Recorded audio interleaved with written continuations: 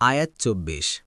فسقى لهما ثم تولى إلى الظل فقال رب إني لما أنزلت إلي من خير فقير।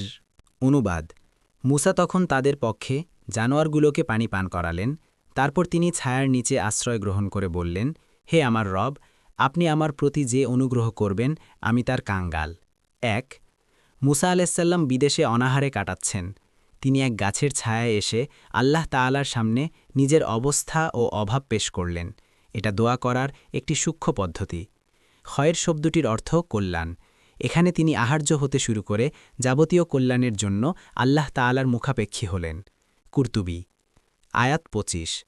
فجاءته إحداهما تمشي على استحياء قالت إن أبي يدعوك ليجزيك أجر ما سقيت لنا فلما جاءه وقص عليه القصص قال لا تخف نجوت من القوم الظالمين।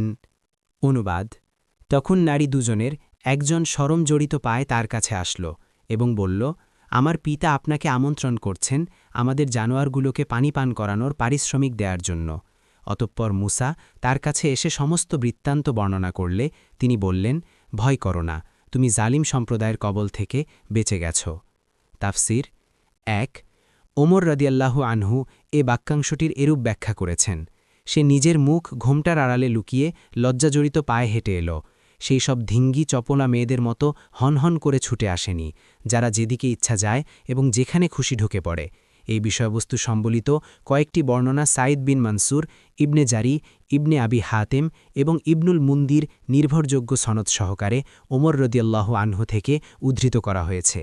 এ থেকে পরিষ্কার জানা যায়, সাহাবায়ে কেরামের যুগে কুরআন ও নবী সাল্লাল্লাহু আলাইহি ওয়াসাল্লামের শিক্ষা ও প্রশিক্ষণের বদৌলতে এ মনীষীগণ লজ্জাশীলতার যে ইসলামী ধারণা লাভ করেছিলেন তা ভিন্ন পুরুষের সামনে চেহারা খুলে রেখে ঘোরাফেরা করা এবং বেপরোয়াভাবে ঘরের বাইরে চলাফেরা করার সম্পূর্ণ বিরোধী ছিল।